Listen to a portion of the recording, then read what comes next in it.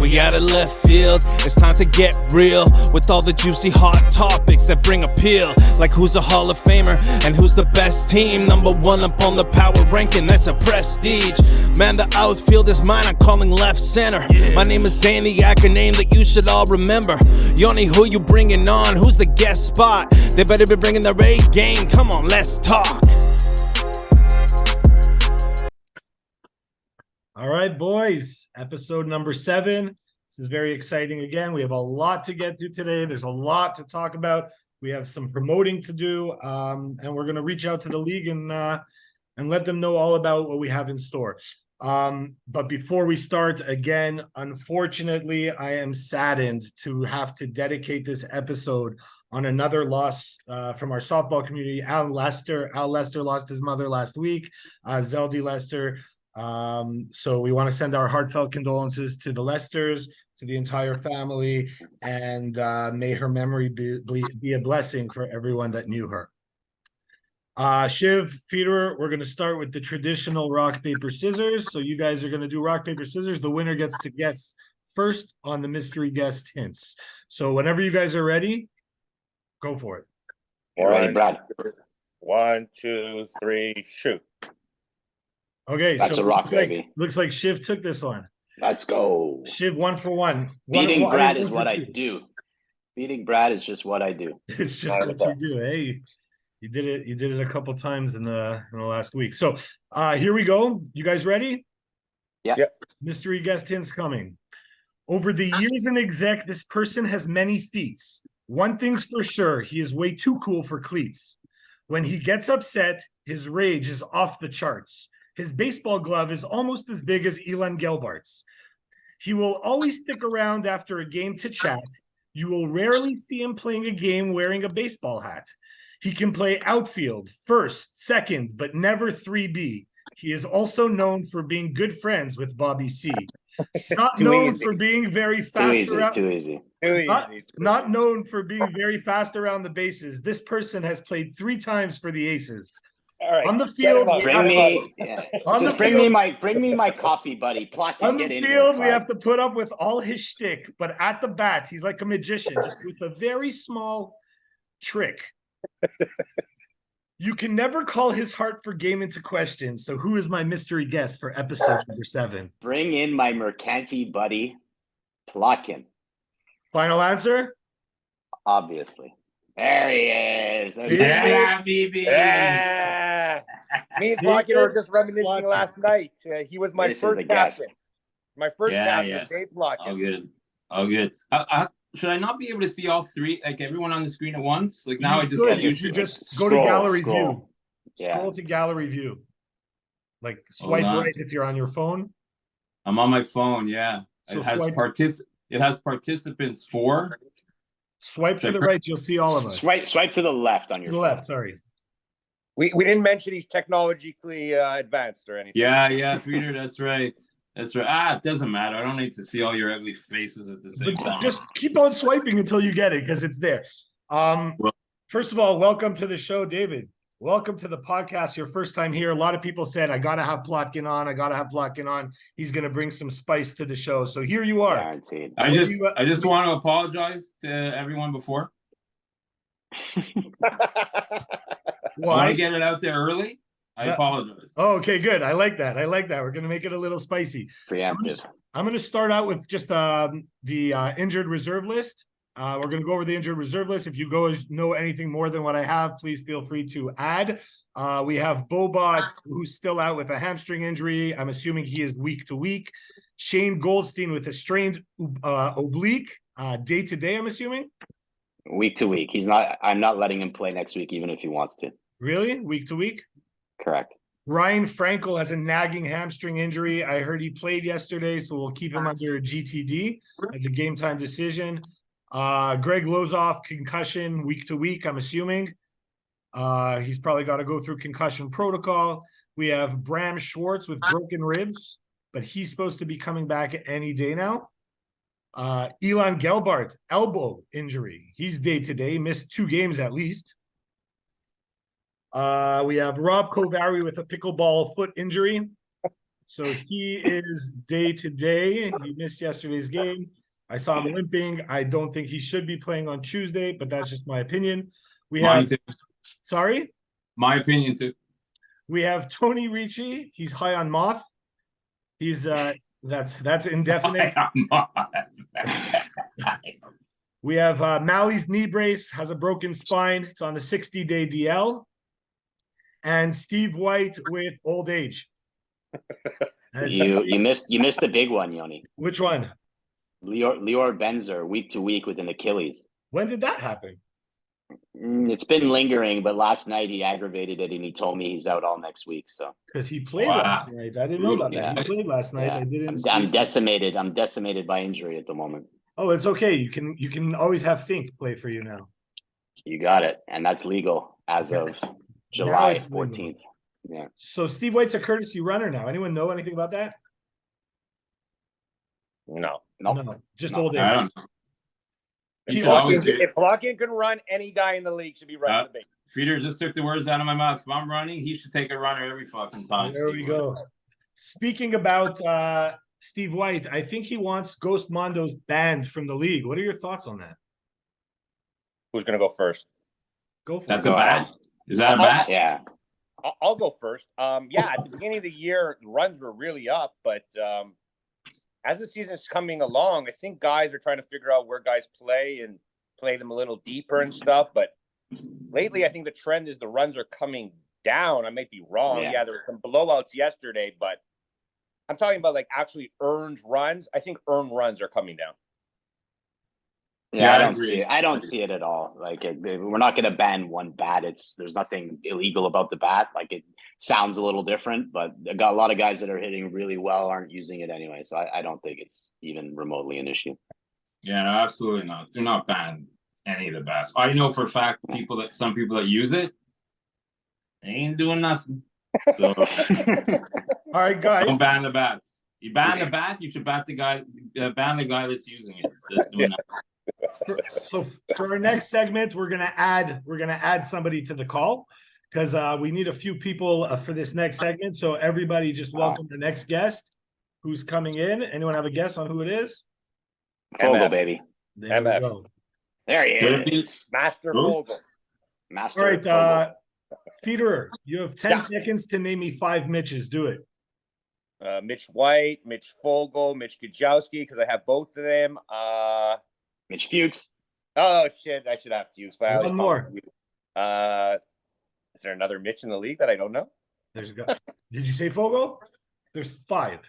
Oh, did we count Fogel? Number 2, not number 1. I heard I was number 2. I guess I don't know the last Mitch in the league. You're a number 2, Fogel. Okay. So we have, first of all, Federer, everyone talks saying that you're the number 1 meteorologist in the league. What is it about that? Like, what is it that you do that everyone trusts your opinion when it comes to rainouts? I don't know. I just check different weather apps, and I'm a big guy on the radar, I guess. So people ask me the day before whether we're going to play. I can't really tell you anything, but if you ask me at 2:00, I'll give you a good reading on the radar, and I'll give you my opinion. I guess I've been playing softball so long and watching weather so long that I kind of seen almost everything. And I know Trudeau, the field's dry. So if there's no rain, I'm always confident that we'll be able to play. And I think the field guys have been doing a much better job. And if you want to call me at 3:00 on a game day, I can give you my educated guess. Okay. So for the next segment, we're about to promote the first annual Exec League Skills Competition and All-Star Game. It's something that Shiv and I have been talking about for a little bit. We really want to make it happen. I have 5 of you out here. What I'm going to do is I'm going to go through different possible skills competitions, and you're each going to have to name one player, and that player is going to represent you guys at the skills competition. Okay, so that player, and if that player wins, the person that gets the most right players we'll end up getting a prize. We'll figure out whether it's a donation somewhere or something, but that player will get a prize. So you each have to pick one. So the way I did it is I randomized you guys. I put you guys in random.org, and this is the way it came out. What we're going to do is for the first one, it's going to go 1, 2, 3, 4, and for the second one, it's going to go 4, 3, 2, 1. We're going to keep on going like that. Okay. So Yoni, so not someone from my team necessarily. I can choose anyone. anybody in the league. Let's Anybody in the go. league. Okay. You have to Yeah. choose somebody that you're endorsing and if the person is taken already, you can't endorse them. Okay. That's the way We it works. can't do it if the person's been taken already. Let's No doubling up. No doubling up. Wow. No, you got to take a different player. You got to represent somebody else. Okay. So take a flyer on someone. So Got the it. order that I have on random.org is Federer, you're going first, Plotkin second, Shiv third, Fogel fourth. But for the second round, it reverses. So I guess it's good to either be 1 or 4 here in this instance. Yeah, Palakin and I never get a first pick. That's absurd. Anyway, continue. But Shiv, you always get to do the mystery guess. So That's true. okay, here we go. Hardest throw from shortstop to first. Ryan Franco. Begun. Brad. Ryan Franco seems to throw a softball about 70 miles per hour. I really like to know how he does that. I can't throw a baseball 70 miles. Okay. Plotkin. Maui Jr. Doesn't always get it right to first. Could airmail it about 50 yards over the first baseman, but wicked arm. That's the thing, though. It has to get to first. First has to be able to catch it. Shiv. I'm sticking with Maui Jr. I appreciate the gift, fellas. Brad Buckman. There we go. Buckman for Shiv and Fogel. I'm going with the podcast host. Ooh, Oh, yeah. anywhere. It's a good pick. It's a good pick. I'm gonna warm up extra hard. Now we're going back, starting with Fogel. Fastest runner, 40-yard dash, not bases. Jordan Benzer. Okay, we got Shiv. Jordan Benzer or Cam. You know what? I'm gonna go Cam. Quick switch to Cam. Quick. Oh, all right. I'll take Jordy then. Okay, give me the young Benzer. Okay. Next we have Plotkin. I'll go Randy Rose. Okay, and Federer. Man, there's so many guys actually. I can name several, but I'll go with Moman. Oh, Jordan Moman. That's a 40-yard dash, right?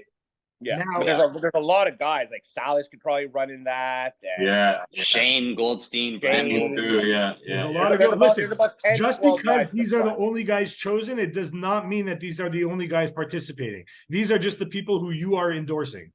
Yeah, I think you'll have a lot of candidates for something like that. Yeah. Moman's wicked. What about now bases? Now we're gonna go with bases. Peter, you're first.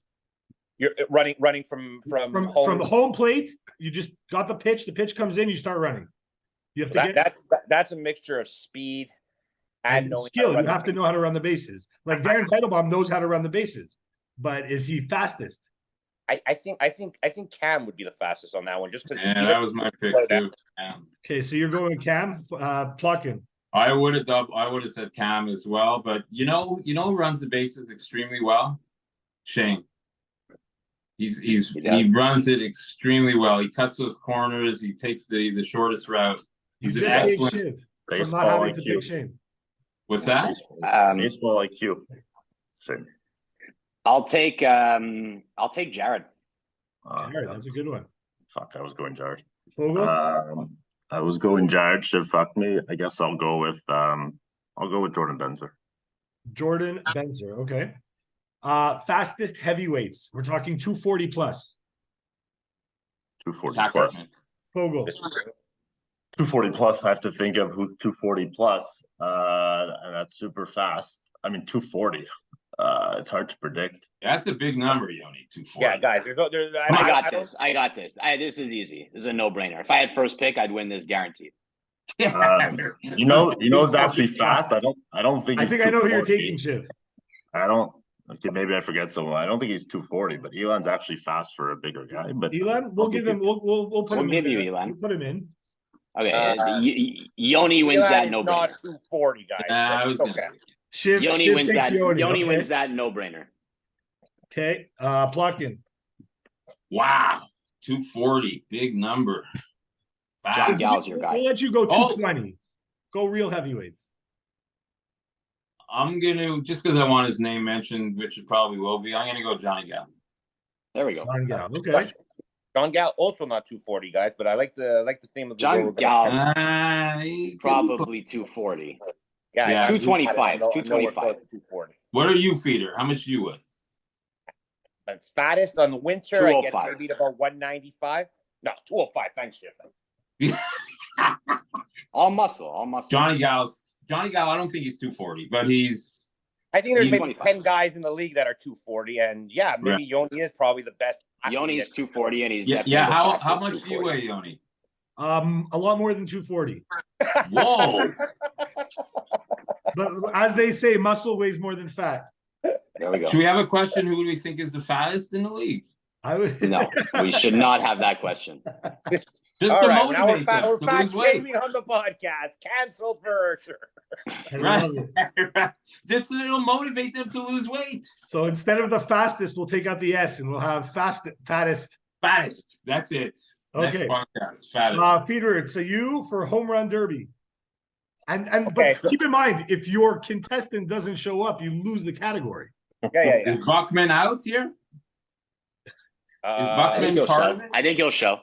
Well, so what? We're playing with a shorter fence. We want to make it at what? Like It's going to be an even fence, Shiv. We're going to discuss. Like the we'll probably put the it- tournament fence, Brad, that they I'd have like to cut put it- across the I'd- outfield. I'd like to put it at 236 for everybody. all right. So We'll see what they pass can on do, Buckman but- in case he doesn't show up. The next, you know who I'm going to take? Who I think if he's zoned in could really dominate in this. I'm going to take Bram Goldstein. Mm. That's a good one. He hits the ball really hard. Next we have Plotkin. Max Morgan, 100%. Who do you go with? Max Morgan. Okay. Not bad. Remember that famous tryout where he put like 5 over. The guy's got some wicked power. Never Buckman's seen a guy, still- well, maybe Dubo. Yeah, but more foul But balls. where are we doing this? Because if the righties or if the lefties have to deal with the fence on T3, that changes everything. He said 236 across. So 236 across. So we'll do it on T2 type T2. thing. Yeah. Ugh. What's the distance Tough. on T3? The right field. 236 for lefties. For lefties. 20 feet up. So it's 256. 20 feet up. Yeah, but in T2 for us last year it was 280 something, 20 feet up. I mean, look, I took him in the hardest throw, so I have to assume he's going to show up. I'll take Buckman. I'm not going to lie. I consider taking Harrison Koplovich in this thing. Yeah. Big power on that guy. I would not Harry take wanted me to He's mention. allowed to trot around the bases. Harry Big wanted to power. mention that. over We're gonna right field. mention. I'm gonna mention that after. Trust me. Fine. That was an absolute tank of a shot, by the way. So I will. You know what? I was actually thinking of taking Ryan Burke, but I'm not convinced he'd show up. So Good one. so I'm going to go with Cam. Yeah. Yeah, it's good. Yeah, these are loaded. These are pretty loaded. But Buckman will Yeah. probably win, but these guys. can- Yoni has a shot in there at 236 too. He's got that uppercut swing. You'll definitely get a couple. Yaron can put it out also, no problem. True. Yaron's zoned Aaron in. has 2 home runs this year. 2 home runs over the fence. Jesus Christ. At 11. Fastest pitch does not have to be a pitcher, but the pitch has to be a strike in order Underhand? to count. Underhand. Who goes first? Fogel? It's Fogel. You said it does not have to be a strike. Does not have to be a pitcher, but it has to go for a strike. So it has to be someone that knows what he's doing. And They they have have to to pitch show an up. underhand? I mean, I feel like I'd go Ryan Franco, but I'm not convinced he'll be there. I was going to say Caddy. I'm not convinced he'll be there either. I think Ryan Franco may show up. Let me go with Ryan Franco. Okay. I'm gonna go with Gal. He'll That was be my there. pick, too. That was mine. Wow, that's Yeah, what you that guys was get mine for too, picking man. first What am I the gonna other pick side. now? I got one. Plotkin, you. Plotkin U. Wow, I never went to university. Plotkin U. I like that. Who was said already? We said Caddy. Ryan and- Franco and Gal Gal. and Ryan Franco. Oh, Caddy's still available to you. I'm gonna take Caddy. I think he'll show up for something like this.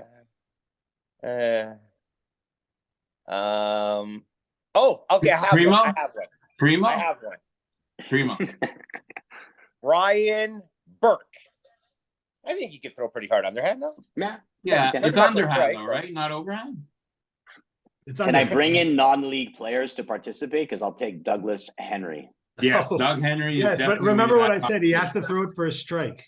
Right. Yeah, so what? Doug Henry could throw for a strike. No problem. Yeah, he can. When we played against him, he had 17 walks, and That was his 5th game of No. the day and his 14th beer of the day. Give the guy a break. Right. Yeah. Right. Yeah, there's a threshold on He alcohol. still There's never a threshold. complained. There's a window, and that window closed. If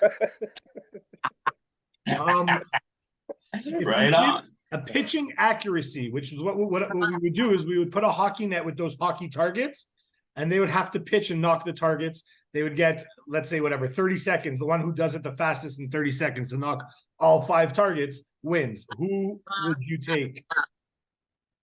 Okay, I'm going to take a real sleeper because I actually had this conversation. I told him there's accuracy, and I think he has it. I think I'm going to take Jason Portnoy. That's what I was going. Wow, good pick. I was going. Yeah. I like the respect. Plotkin, it's Plotkin. Plotkin you. Love that. Love it. No free endorsement, by the way. If they want to see their account on my podcast, they're gonna have to pay me. Right. Plotkin, it's you. Yeah, I still think Caddy's a very accurate thrower. He puts it where he wants. Definitely Caddy. As much as I hate to do this, I'm going to take John Gall again. Yeah, him too. Because my second guy was Steve White, so I'm going Steve White. There you go. Yeah, he was my second guy too. Okay, great. Hot dog eating contest. Plotkin. Is Bobby allowed to join? Bobby Crestall. No, he's just a messy eater. He can't put it away. No, we want to see that. Bobby can be in it, but we want to see No, we don't want that. Who would be in this hot dog eating contest? Is it something that can happen, happen, guys? Fogel, we have to guess. We're going to make it happen. Let's go. I'm going. I heard rumors about Joel Seller yesterday. So that's my pick. That's the guy. That's Joey Chestnut. That's Joey Chestnut. Yeah, that's him. I'm gonna go with the guy who would win the hot dog eating contest and the vodka drinking contest. So I take Kiki. It's a good one. Kosher dogs, though. That's a good one. Yes, definitely. It's got to be kosher dogs.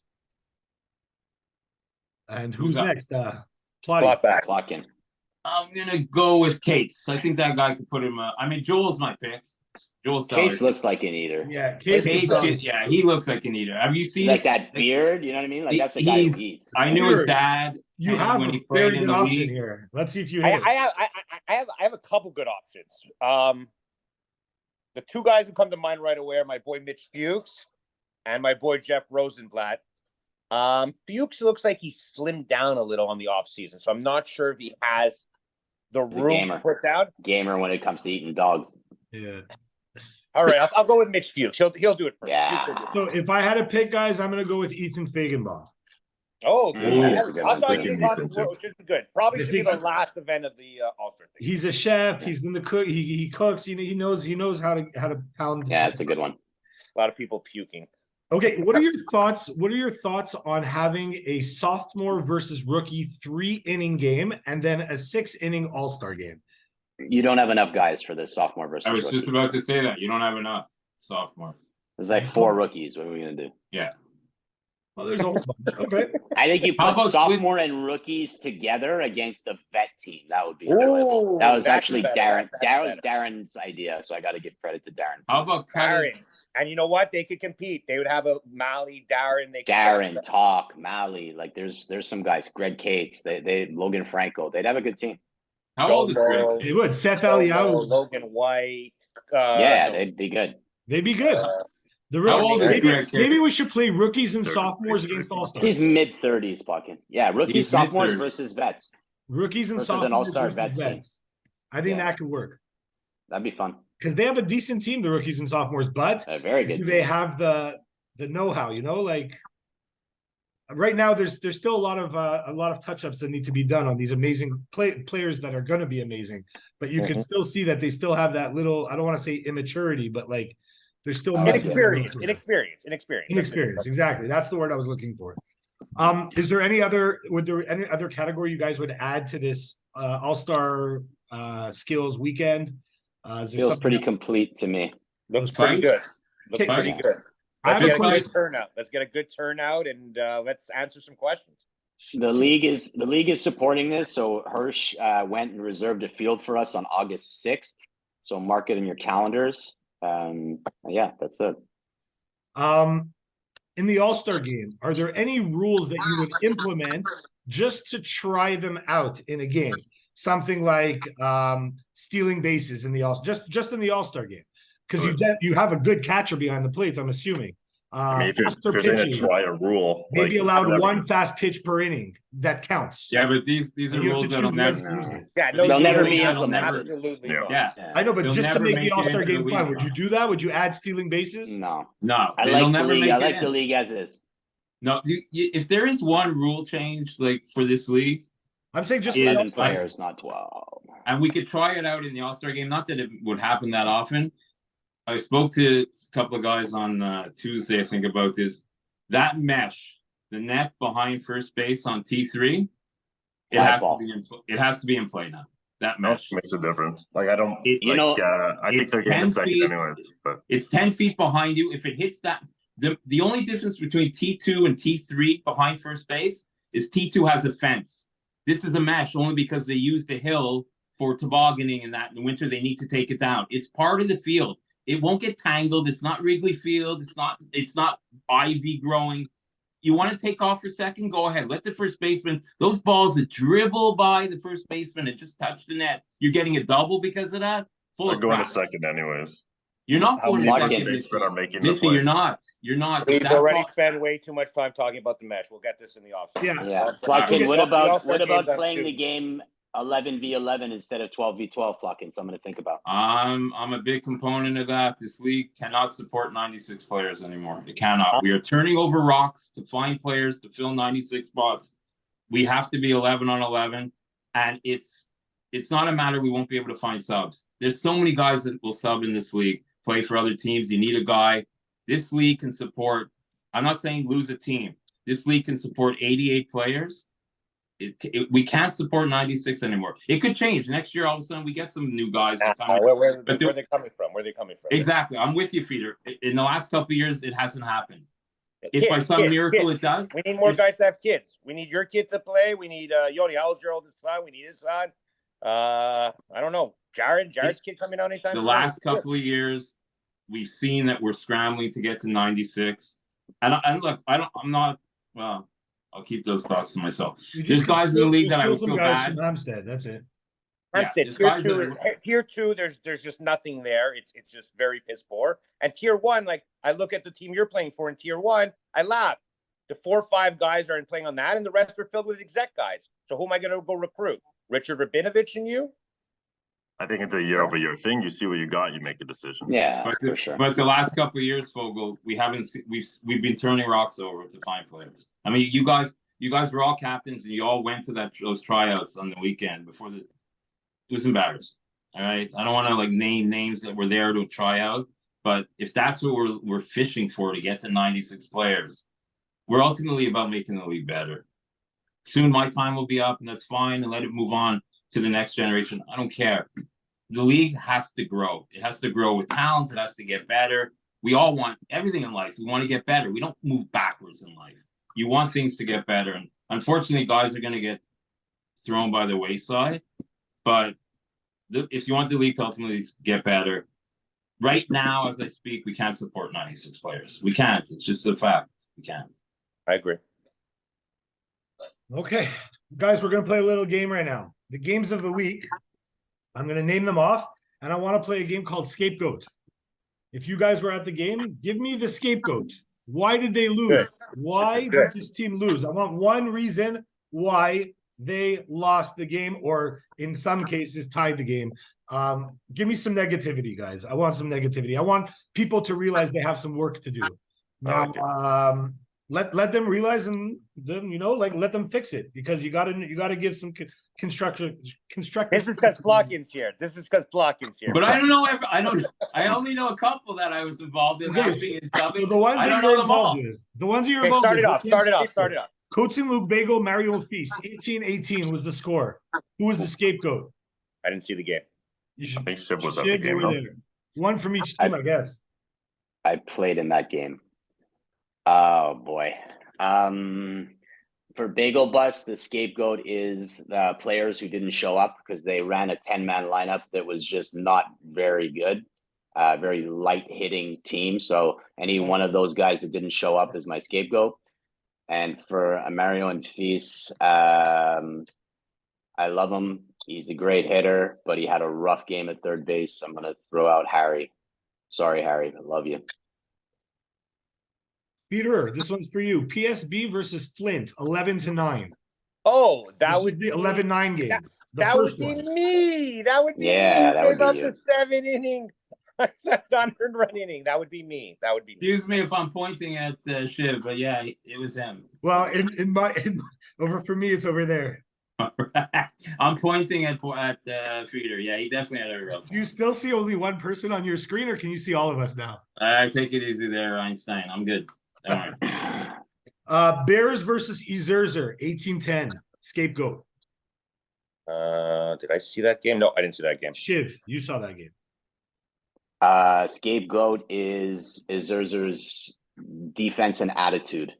They got really down on themselves and just didn't look like Throw they one wanted guy. to You be gotta there. throw one guy under the bus. Throw him under the bus. I'm gonna throw reigning MVP Eric Hassan under the bus because he's got to be the leader. Right And in if front. he's not leading, then that team can't go anywhere. And I understand his frustration, but sometimes you gotta motivate the boys. Anyone know anything about the Truckers versus JB, 17-8 game? I was umping there. I was umping. Me and Mitch were umping that game. Scapegoats. Who's the scapegoats? Salas. Truckers beat JB. I'm saying Salas. There It was. was. Yeah, it was. It was solid. Yeah. All right, we're on the same page. What happened? What happened? There was a pop fly that was hit to him. He was camped under it, and it just fell, and it led to 3 runs, and then just more and more runs. And Truckers were up by a lot, but after that, it was kind of dead town. Yeah, it was Darren was subbing for that team. Tyler, he made an unbelievable catch to like save that inning, and then the third out was up right to Sal's the pop up, and just completely whiffed on it. Yeah, it was bad. All right. But he wasn't alone. But that's what stands out. Bears versus Flint, 12-8. I know who Brad's gonna say, so I'll say it. Whoa! We only lost 12-8.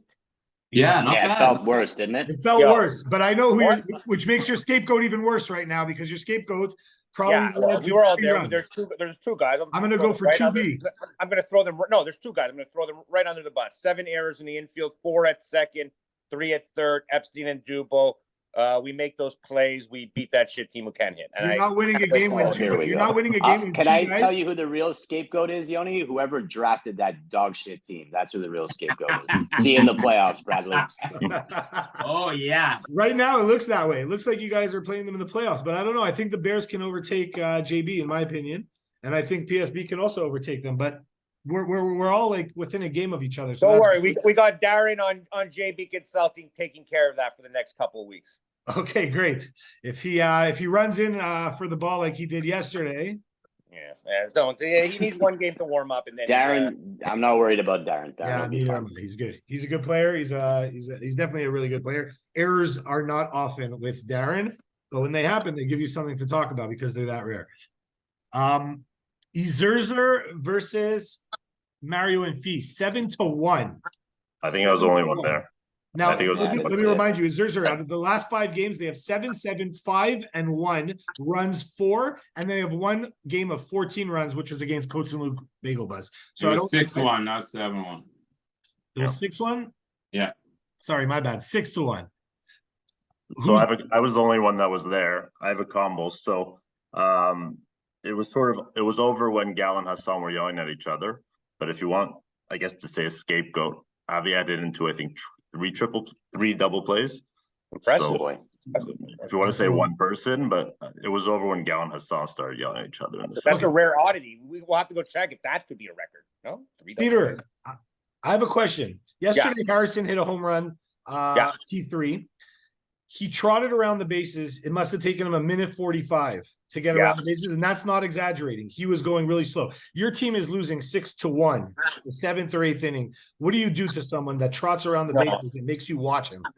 Maybe if it's you, I'm going to tell you go fuck yourself. But Harrison's a 10 or whatever. He's done it to me. I remember he bat flipped. He had 1 out of T2 against me in I think a playoff game, the finals. Yeah, the finals. Yeah, he did. I was there. And he bat flipped and he did that, bro. If you're a 10, you just hit a ball 300 feet, bro. Start dancing, walk backwards. I don't care. Yeah. He's also hurting in his defense, so he's not moving all that well. I saw him hit a ball 300 feet on T2 the other night. He ended up on second base, so the guy's clearly having some trouble getting around the bases at the moment. He's hurting, so. I was batting after him. Gal told me he was going to throw my head as a joke, just to compensate, but probably wouldn't have been a good call. Not a bad joke. joke. Yeah, not a good idea. Yeah.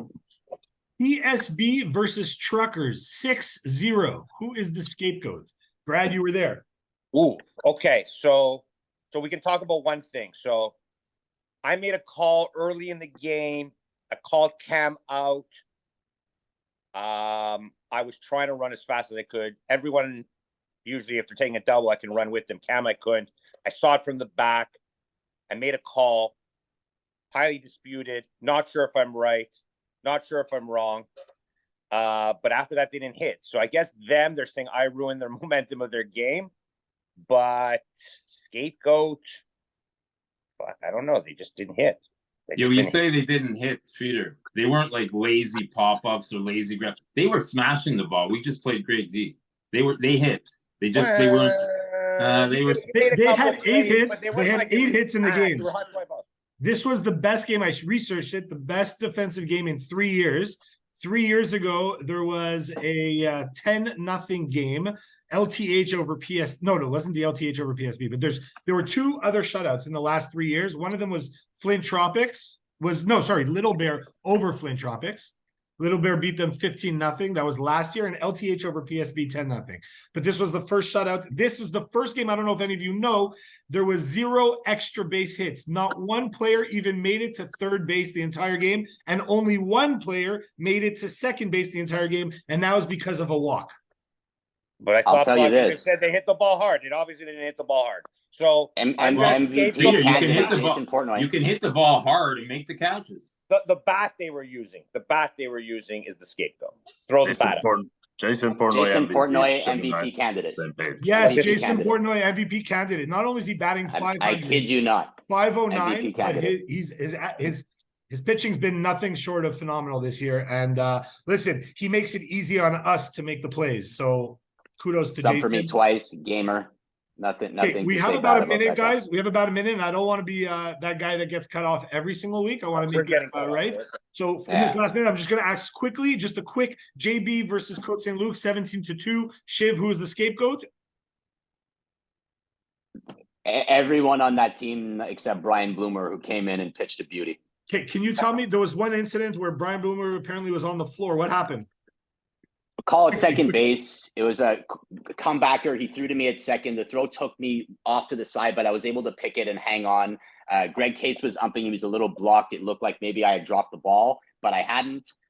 Called him safe. Bloomer just rolled around in the dirt a little bit. He was a little upset. But Mitch White stepped in. He was able to see that I held onto the ball, and kudos to Greg for going to check with Mitch because he was a little blocked, and they got the call right. Okay, very good. We have about 10 seconds. I just want to say thank you to everyone. Please like and share, comment on the feed. It doesn't take much to comment or like. Lock in, It's a baby. great one, guys. I'm really